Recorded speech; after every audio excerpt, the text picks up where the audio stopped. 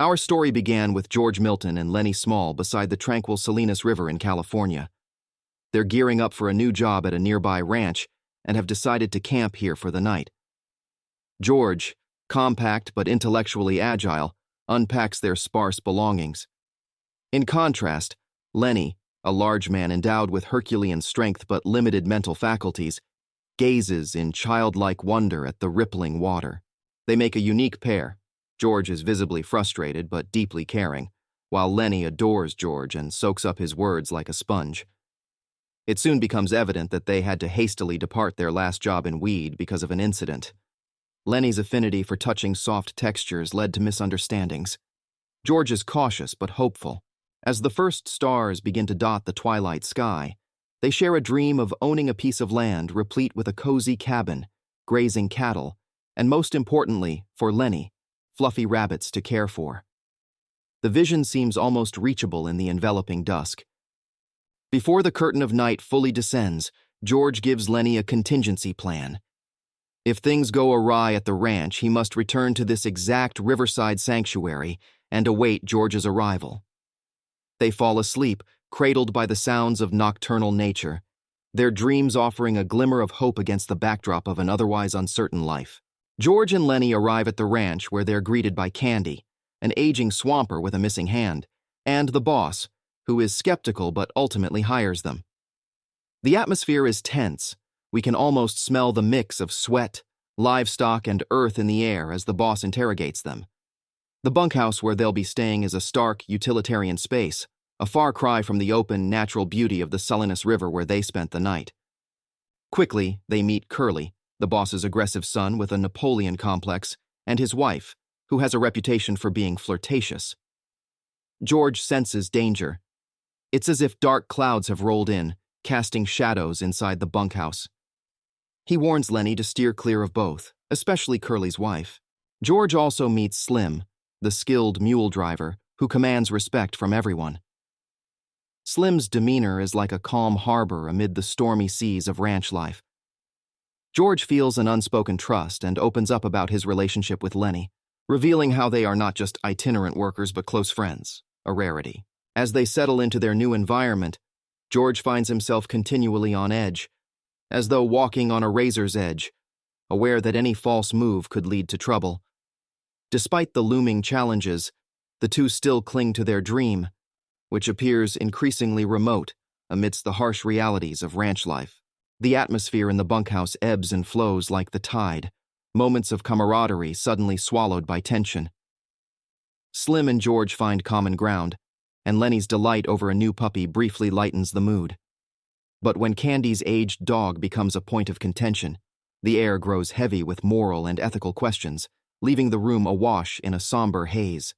Just when it feels like hope is in short supply, Candy overhears George and Lennie's dream of owning a piece of land and offers to contribute financially. It's a game-changing moment. Candy's savings make the distant dream suddenly attainable. The future they all yearn for, usually a dim light on a far-off horizon, now glows brighter, casting a momentary gleam of optimism in their otherwise grueling lives. However, the serenity is short-lived as Curly, embodying pent-up aggression, storms in. The tension reaches a breaking point, yielding outcomes that leave the room both relieved and apprehensive, each man pondering the new dynamics and what the morrow may bring. In the isolated, dimly lit barn, Crooks, the African-American stable buck, spends his Saturday night alone, relegated by societal norms. The barn seems almost like a sanctuary, albeit a lonely one, where Crooks can escape, if only briefly, from the harsh judgment of the outside world. Unexpected visitors break the silence. Lennie, who's searching for his puppy, stumbles upon Crooks. Intrigued yet cautious, Crooks allows Lennie inside, breaking his usual guard. Their awkward conversation eventually turns to dreams. Lennie innocently shares the vision of owning land with George and Candy. To Crooks, these dreams sound like an oft-repeated fable, unreachable for people like them. As they talk, Candy also wanders into the barn, joining the conversation and validating Lennie's dream. For a fleeting moment, the walls of the barn hold a pocket of hope and equality that defies the world outside. It's as if they've stumbled upon an island where the rules of the ranch and society at large momentarily don't apply. Just as quickly as it formed, the fragile bubble bursts. Curly's wife enters, her presence both a diversion and a reminder of the barriers that exist between them. Tension mounts, turning the atmosphere icy. She flirts, boasts, and eventually threatens Crooks, punctuating the reality that dreams are often just that. Dreams. The barn is tense, filled with a foreboding energy that's palpable yet indefinable. Lennie is alone, wrestling with emotions he can barely comprehend. A lifeless puppy lies nearby. Lennie's love for soft things gone tragically wrong.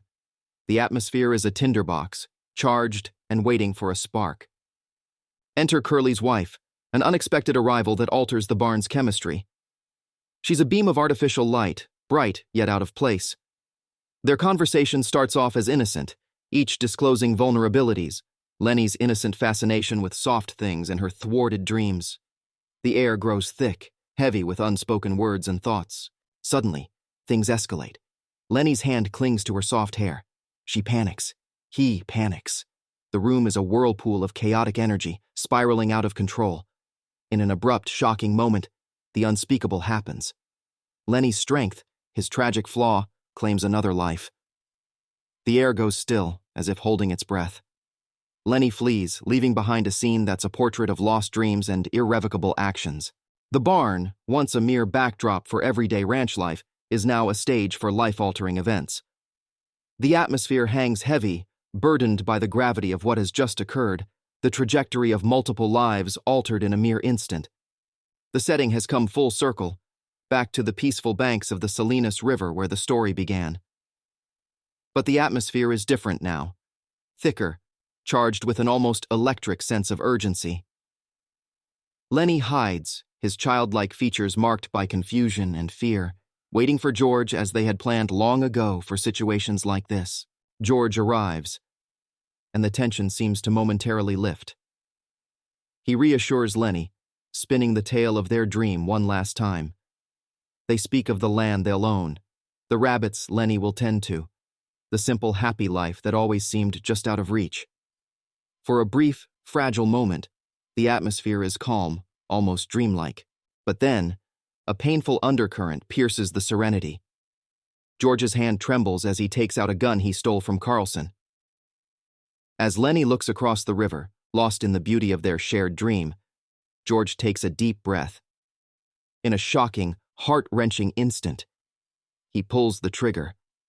Lennie falls, a look of puzzlement on his face, as if he's still trying to understand the world around him.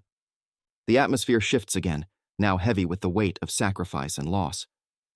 George is joined by the other men, and they interpret the scene in their own ways, unaware of the profound act of love and mercy that has just transpired. Make sure to subscribe and turn on notifications so you can watch more videos like this. Thanks for watching.